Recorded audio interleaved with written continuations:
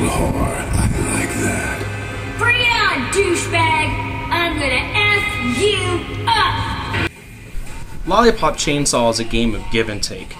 First, you get a fantastic world littered with over-the-top stereotype characters and stunning visuals.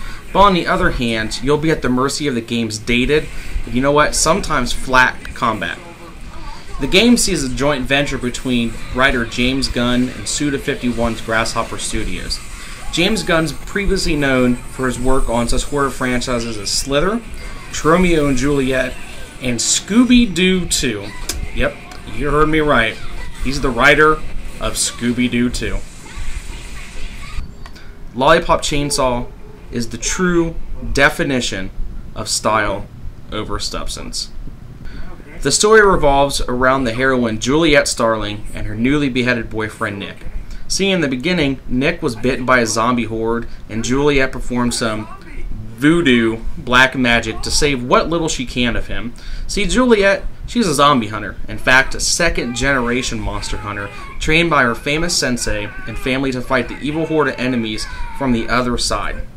The game takes the whole Buffy the Vampire setting, and it just kind of rolls with it. But unfortunately, it never really goes above and beyond the source material. And that's really a shame, because the game presents so many unique characters and so many unique settings and this whole high school 80s movie vibe, but it doesn't really do anything with it, which is kind of the big shame. You know, I don't really want to spoil any more of the story, because that's what will probably draw you in. That's what really kind of sunk me into it. The other disappointing thing really is this game only lasts about 5 to 6 hours.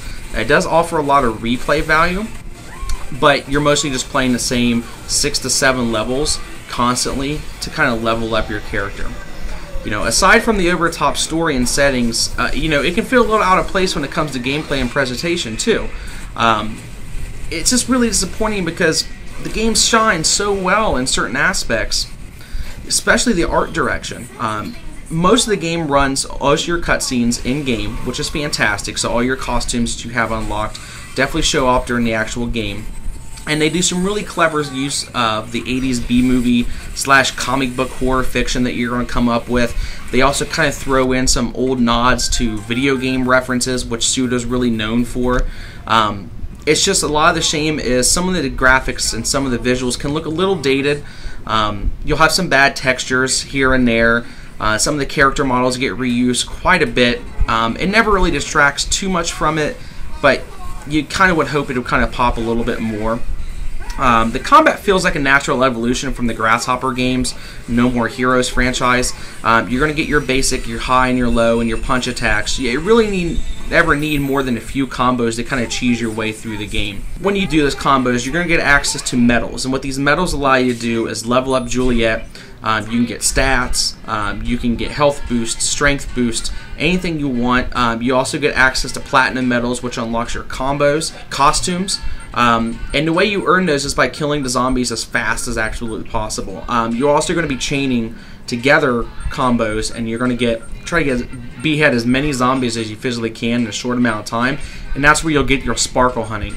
You'll also have classmates that are scattered around the environment, and what these classmates allow you to do is if you save them, that also unlocks the best ending.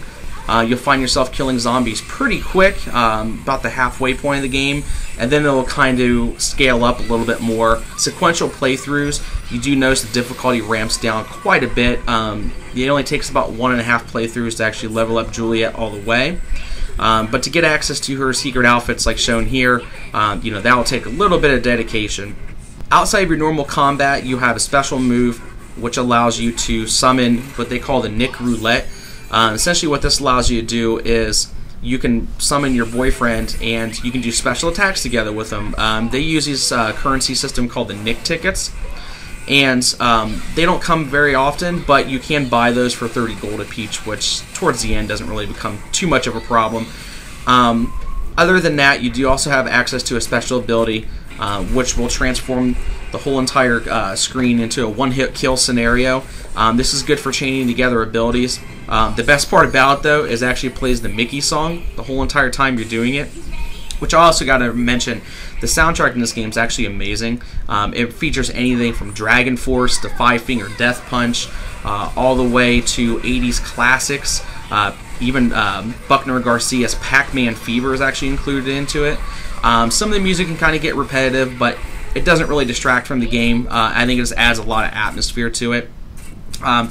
All in all, Lollipop Chainsaw, it's a game that I really enjoy. Unfortunately, I just don't think a lot of people will, and that's really the big shame in it. I highly recommend you at least play this game. I really, really personally enjoyed it, and I really think you will too. I want to wake it in 20 more. I need to level